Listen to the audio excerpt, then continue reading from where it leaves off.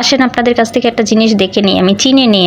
আমি হয়তো বা আমি চিনি না, আপনারা চিনেন। এই জিনিসটা আমার কাছে অচেনাই মনে হচ্ছে। এটা আসলে ওই যে থানতুনি পাতা বা টাকা পাতা যেটাকে বলে ওইটার মতো দেখতে, আসলে ওইটা ওইরকম না গাছটা, ওইরকম আমার মনে হচ্ছে না। ওইটা হচ্ছে পাতলা আবরণের মতো। আপনারা দেখে বলবেন যদি চিনে থাকেন যে ওইটা, এই গাছটা হচ্ছে ওইটার মতো কিনা। যদি চিনে থাকেন আমাদের জানাবেন। আসলে এই জায়গাটা অনেক সুন্দর একটা জায়গা। আসসালামু আলাইকুম এভরিওয়ান, আশা করছি আপনারা সবাই ভালো আছেন।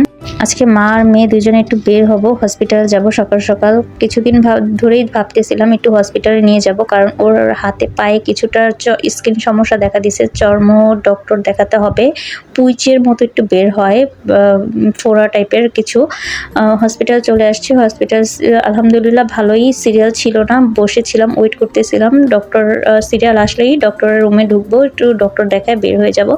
এই তো ডক্টর দেখানো হয়ে গেছে, অ্যান্টিবায়োটিক দিয়েছে ডক্টর। দেখেন কি সুন্দর একটা জায়গা। এই জায়গাটা ওর মনে চাচ্ছে যে একটু দৌড় দেই, খোলামেলার ভিতরে অনেকদিন পর বের হয়েছে, ওর কাছে অনেক ভালো লাগতেছে। আমাকে বলতেছিল আম্মু একটু দৌড় দেই, আমার মন চাচ্ছে ভিতরে গিয়ে একটু খেলা করি, অনেক ভালো লাগতেছে জায়গাটা। হসপিটাল পরিবেশটা আসলে অনেক সুন্দর লাগে, মনোমুগ্ধকর পরিবেশ, খোলামেলা, আমার কাছে অনেক ভালো লাগে। আমি আমার মেয়েকে গল্প বলতেছিলাম যে জানো, তোমার নানু ছোট্টবেলা থেকে এই হসপিটালে আমাকে নিয়ে আসতো। আল্লাহ যখন তোমার নানুর কাছে আমাকে পাঠাইছে তখন থেকে আমার শরীরে অসুস্থ লেগেই থাকতো, আর এই ডক্টর আঙ্কেলের কাছ থেকেই আমাকে ডক্টর দেখাইতো তোমার নানুর প্রত্যেকবারই আমাকে এই হসপিটালে নিয়ে আসতো, আর এই হসপিটালে আমার অনেক স্মৃতি মনে পড়ে। আমার মেয়েকে আমি বলতেছিলাম, জানো আল্লাহ যখন আমার কাছে পাঠাইছে না তোমাকে, তখনও আমি ছোট থাকতে আমি এখানে নিয়ে আসছিলাম তোমাকে, তুমিও যখন অসুস্থ ছিলে, বারবারই তোমাকে নিয়ে আসছি। এটা শুনে ও অনেক খুশি। আর দেখেন ও এত সুন্দর জায়গায়, ও খুশিতে দৌড় দিবে না কি করবে, মানে ও বুঝতেছিল না।